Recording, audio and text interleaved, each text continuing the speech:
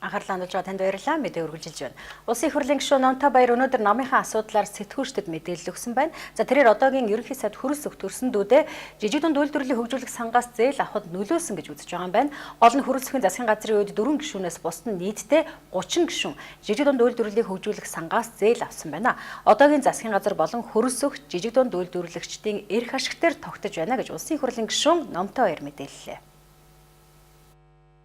Хүрэлс өх ерөнхий сайд жижиг дунд үйлдвэрийн хөгжлийн сангийн зээлийн асуудлыг зүйл бүрээр дүүвүүлж байгаагийн учрыг олсон хэмээн Улсын их хурлын гишүүн Номтой Баяр мэдээлж байна.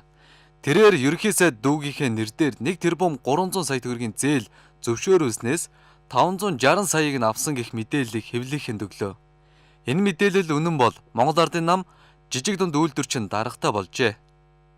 Монгол улсын ерөнхий сайд Ухнагийн Хүрэлс өх Монгол Ардын намын дарга жидүүчдийн загалмаас эцэг нь мөн гэдгийг саяхан бас олж тогтоосон юм.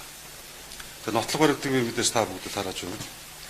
Энэ юу гэхээр 2016 оны 12 сарын 13-нд Ухнагийн Хүрэлс өх өөрийнхөө төрсөндөө Ухнагийн давхар баярын нэрээр Жаргалант мах Импекс компани нэрээр 1 тэрбум 326 сая төгрөгийн зээлийг авах гэрэн дээр гараа үсэг зурсан.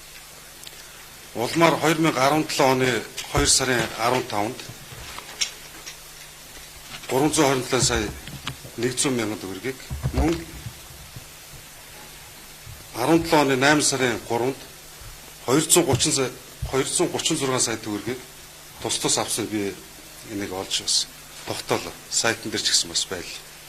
Ер нь хөрөнгө орлогын мэдүүлэгтээ Ухнагийн Хүрэлс өх 1.7 тэрбум төгрөгийн хадгаламж 2 орчим тэрбум төгрөгөөр үнэлэгдэх үйл хөдлөх хөрөнгө, за олон зуун саяар үнэлэгдэх автомашин, мотоциклууд, мөн гориг тэрэлжийн тусгай хамгаалтын газар байгаа өндөр зэрэглэлийн амралтын газар гэх мэтлэн энэ олон тэрбум төгрөгийн хөдлөх болон үйл хөдлөх хөрөнгийг бизнес амьдралдаа эрхэлж үзээгүй хүн яаж болж авснараа тайлбарлах цаг нь бас болчиход байна. Энийг ч бас ард иргэд хүсэж байгаа. Тэгэхээр Хүрэлс өхний засгийн газрын тухай хуулийн 22-ыг үндэслээд өөрөө өргөдлөхийг шаардж байна. Маргааш болох намын хурлаар гишүүнээс нь түтгэлзүүлэх хүний тоонд Улсын их хурлын гишүүн Номтой Баяр явж байгаа билээ. Иймээс сэтгүүлчид хурлын өмнө энэ мэдээллийг зориуд өгсөн эсхийг тодруулахад тэрээр мягмарт энэ мэдээллийг цацах байсан ч засгийн газрын тэргүүн маань Япон улсад айлчилсан, тиймээс мэдээллийг хойшлуулсан гэлээ.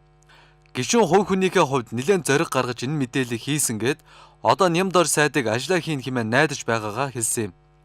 Тэрээр энэ мэдээллийг хийхдээ ерөнхий сайд Хүрэлс өхөд өөрөө огцрох 48 цагийн хугацаа өглөө.